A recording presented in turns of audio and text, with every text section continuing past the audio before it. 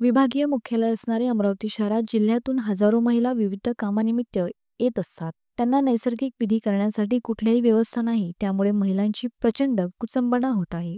याची दखल घेऊन प्रहार जनशक्ती पक्ष अमरावती महानगरच्या वतीने गेल्या अनेक महिन्याआधी आकाशी शौचालयाचे कुलूप तोडून श्रमदान करून स्वच्छता आंदोलन करण्यात आले होते. या आंदोलनाने झोपलेले मनपा प्रशासन खळबळून जागे झाले व या शौचालयाची दुरुस्ती व देखभालीचे कंत्राट देण्यासाठी निविदा प्रकाशित करण्यात आली आहे. हे सर्व प्रहारच्या आंदोलनामुळे घडले, अशी प्रतिक्रिया उपस्थित महिलांनी व्यक्त केली.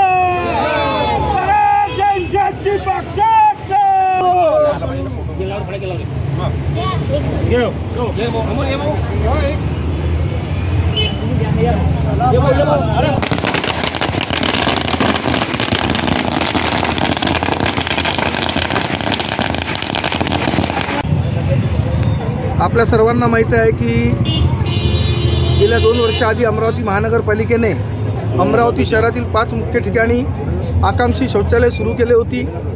परंतु गेल्या 2-3 वर्षापासून ती सर्व शौचालय धूळखात पडलेली होती आणि महानगरपालिकेच्या कोट्यवधी रुपयांचा चुराडा झालेला होता.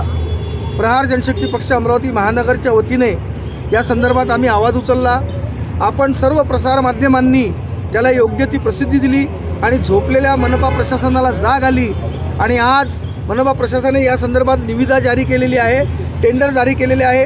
काही लोकांनी आम्हाला विचारलं की नुसतं टेंडर जारी झालं आहे म्हणजे याच्यात आनंद काय आहे. आम्ही म्हटलं किमान झोपलेलं प्रशासन जागा झालं आणि त्यांनी प्रक्रियेला सुरुवात केलेली आहे आणि आता महिलांची कुचंबना होणार नाही, महिलांची गैरसोय होणार नाही.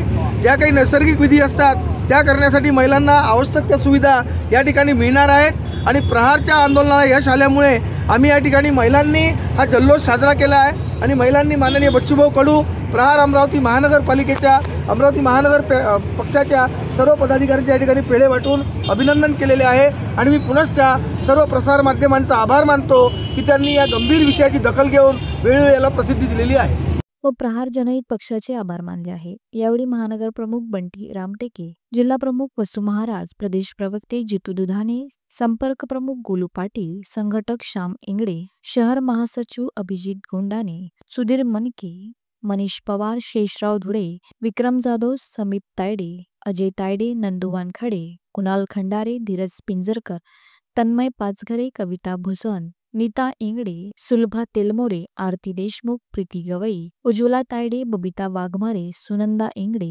विद्या खडसे, वनिता जवंजाळ यांच्यासह शेकडो महिला उपस्थित होत्या. प्रहारच्या वतीने माननीय बंटीभाऊ आणि त्यांच्या सर्व टीमच्या नेतृत्वामध्ये जे स्वच्छतागृह महानगरपालिकेच्या वतीने ठिकठिकाणी लावलेले होते, परंतु ते बंद होते. त्यामध्ये भ्रष्टाचार झालेला होता. त्यासाठी आंदोलन केले होते आणि ते लॉक तोडून ते सर्व महिलांसाठी प्रहारच्या वतीने ते उघडण्यात आले होते. त्या आंदोलनाला आज यश आलेलं आहे. कलेक्टर साहेबांनी दखल घेतली, माननीय आयुक्त साहेबांनी सुद्धा दखल घेतली आणि ते स्वच्छतागृह उद्यापासून सुरू करण्यात येत आहे. म्हणून आम्ही प्रशासनाचा, कलेक्टर साहेबाचा धन्यवाद मानतो आणि या प्रहारच्या वतीने जे आंदोलन झालं त्यामुळे महिला वर्गांना न्याय मिळाला असं मी वाटते.